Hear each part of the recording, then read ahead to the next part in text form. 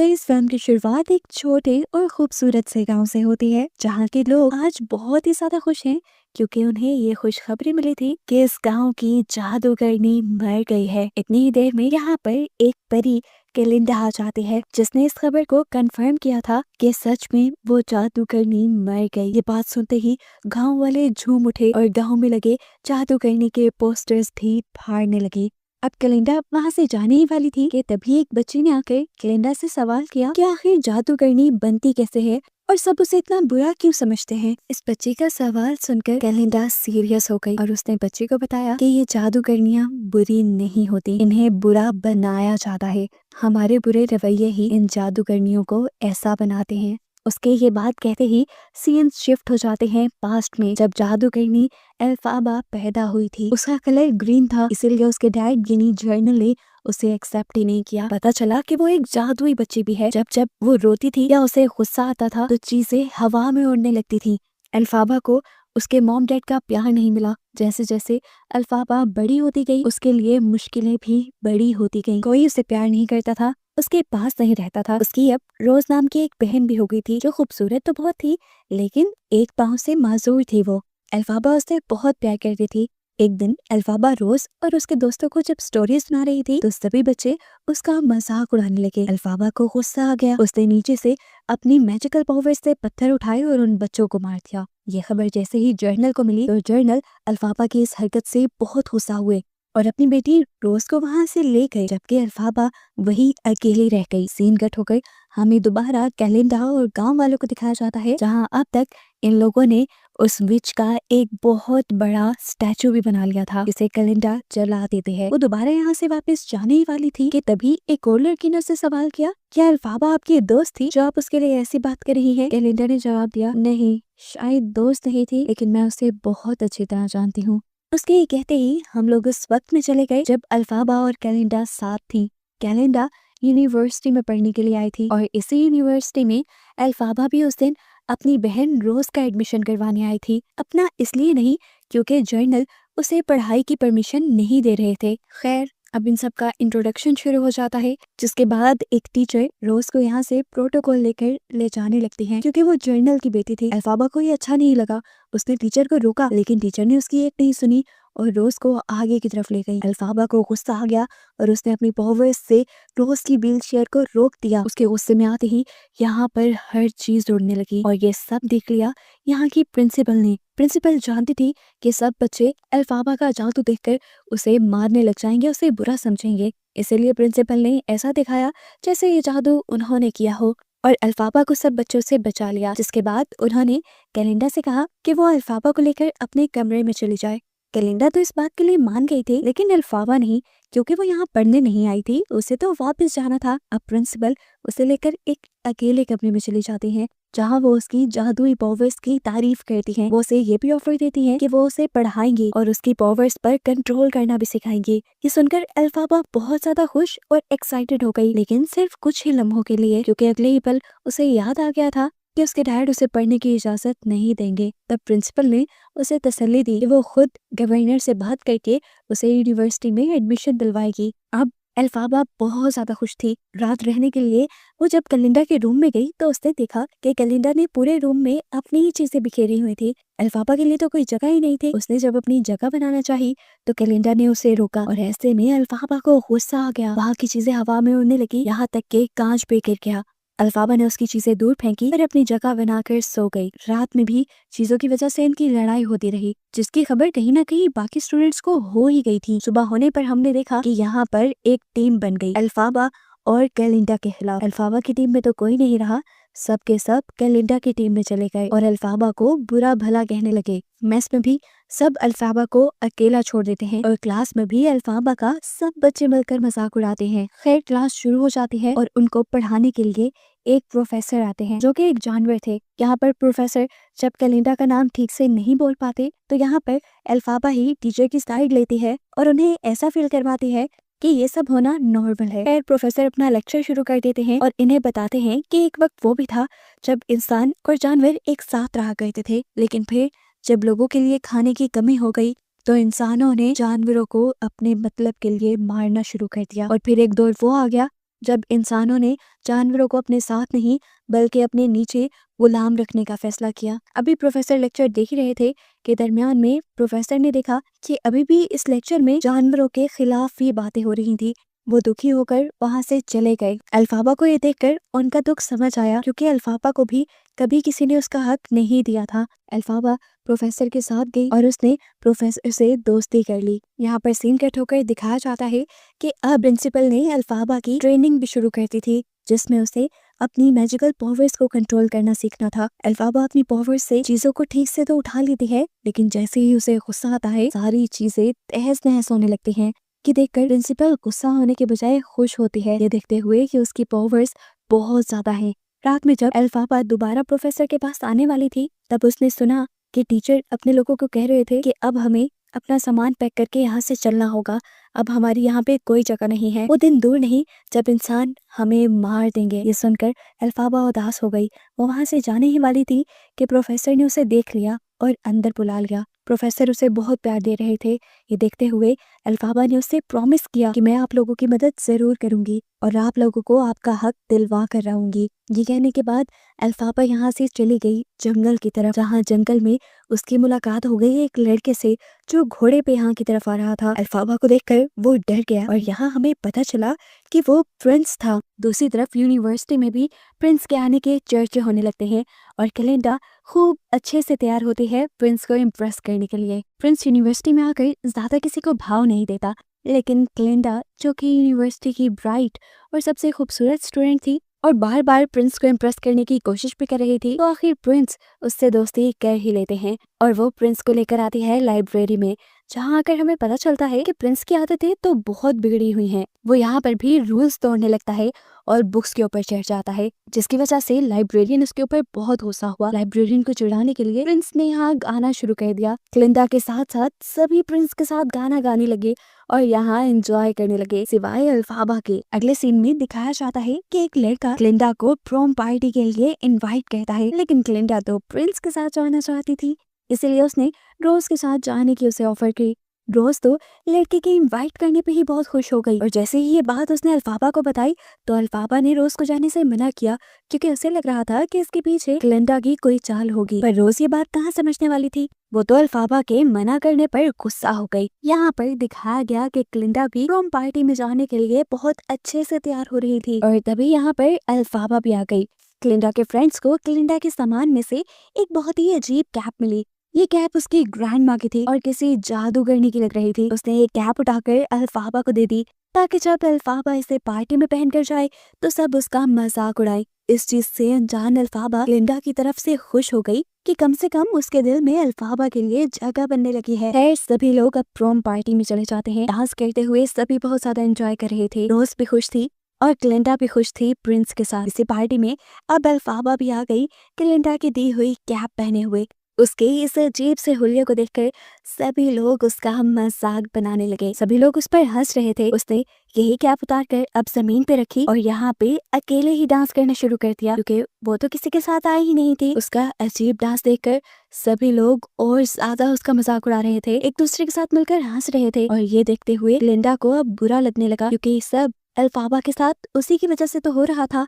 अपने गिल्ट को कम करने के लिए क्लिंडा ने यहाँ आकर अल्फाबा का डांस में साथ दिया और अल्फाबा जैसा ही डांस किया, जिससे सभी लोगों को भी उनकी गलती का एहसास हो गया और वो भी अल्फाबा के साथ अल्फाबा जैसा ही डांस करने लगे, जिसका साफ मतलब था कि क्लिंडा के साथ साथ अल्फाबा को बाकी लोगों ने भी एक्सेप्ट कर लिया है। ये अल्फाबा के लिए एक बहुत बड़ा दिन था। अब उसके दिल में से क्लिंडा के लिए भी सारी बुराई खत्म हो गई थी। ये दोनों यहाँ अपनी नाराजगी खत्म करने के लिए एक दूसरे से गले मिलते हैं। पार्टी से जाने के बाद अपने रूम में आज ये दोनों पहली मर्तबा दोस्तों की तरह बातें कर रही थी। क्लिंडा ने अल्फाबा को बताया कि मैं और प्रिंस जल्द शादी करने वाले हैं। ये बात सीक्रेट है, सिर्फ तुम्हें ही पता है। अपना सीक्रेट बताने के बाद क्लिंडा ने अल्फाबा से उसका सीक्रेट पूछा। उसे लगा था कि अल्फाबा का सीक्रेट उसकी ग्रीन बॉटल है जो वो हमेशा अपने तकिए के नीचे रखती है, जो जल्दी से क्लिंडा ने उठा ली ताकि अल्फाबा उसे उसका सीक्रेट बता दे। लेकिन ये अल्फाबा का सीक्रेट नहीं था। उसने जल्दी से ये बोतल लेकर अपने तकिए के नीचे रख ली, क्योंकि ये बोतल उसकी मॉम की थी। उसकी ये हरकत से क्लिंडा नाराज होकर अपने बेड पे चली जाती है। तब उसे मनाने के लिए अल्फाबा उसके पास आती है और उसे बताती है असल में मेरे डैड यानी गवर्नर मुझे बिल्कुल पसंद नहीं करते क्योंकि मैं ग्रीन बेबी पैदा हुई थी। अब उनका दूसरा बच्चा भी मेरे जैसा ना हो जाता, इसीलिए गवर्नर यानी मेरे डैड ने मेरी मॉम को बहुत ज्यादा रोज मिल्क पिलाया, जिससे रोज एक ग्रीन बच्ची तो पैदा नहीं हुई लेकिन वक्त से पहले पैदा हो गई। इसी वजह से वो पाँव से माजूर है और रोज के जल्दी पैदा होने की वजह से अल्फाबा की मॉम भी मर गई थी। अल्फाबा को लगता था कि इन सारी चीजों की जिम्मेदार वो है। अगर वो इस तरह पैदा ना होती तो ना ही उसके डैड उसकी मॉम को वो मिल्क पिलाते, ना ही रोज जल्दी पैदा होती, ना ही वो माजूर होती और आज शायद उसकी मॉम भी जिंदा होती। ये बताते हुए वो बहुत ज्यादा इमोशनल हो गई। ये देखकर कलिंदा ने उसे समझाया कि इसमें उसका तो कोई कसूर नहीं। अल्फाबा का मूड चेंज करने के लिए अब वो अल्फाबा को ग्रूम करती है, उसका थोड़ा मेकअप करती है और स्टाइल चेंज करती है, जिसकी वजह से अगले दिन यूनिवर्सिटी जाने पर सब उसे पसंद कर रहे थे। आज तो प्रिंस भी रुककर उससे बातें करने लगा था। अल्फाबा इस टाइम जा रही थी अपने प्रोफेसर से मिलने, जो कि एक जानवर था। अब जानवर क्योंकि इस दुनिया में सेफ नहीं रहे थे, इसीलिए ये सारे जानवर कॉलेज छोड़कर जा रहे थे। आज उनकी आखिरी क्लास थी, लेकिन इससे पहले कि वो यहाँ से चले जाते, एक टीचर यहाँ सिक्योरिटी गार्ड्स के साथ आती है और उन्हें जबरदस्ती उठवा लेती है। अल्फाबा को ये देखकर बहुत बुरा लगता है। वो उनकी मदद करना चाहती थी लेकिन कुछ नहीं कर पाई। अब उन प्रोफेसर की जगह एक नए प्रोफेसर आ गए थे, जिन्होंने अपनी कैद में एक छोटा सा शेर का बच्चा रखा हुआ था। उसे पिंजरे में रखकर प्रोफेसर बच्चों को ये बताना चाह रहे थे कि अब जानवर हमारे साथ नहीं बल्कि हमारी कैद में रहा करेंगे। ये सारी चीजें देखते हुए अल्फाबा को बहुत ज्यादा गुस्सा आ चुका था।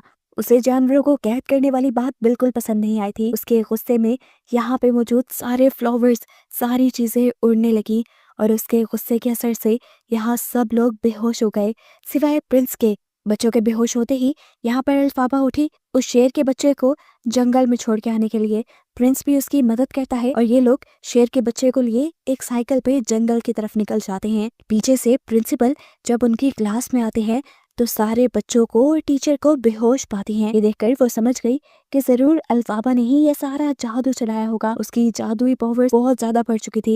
ये देखकर वो बहुत खुश हुई और उन्होंने जाकर एक बड़े जादूगर को खत लिखा।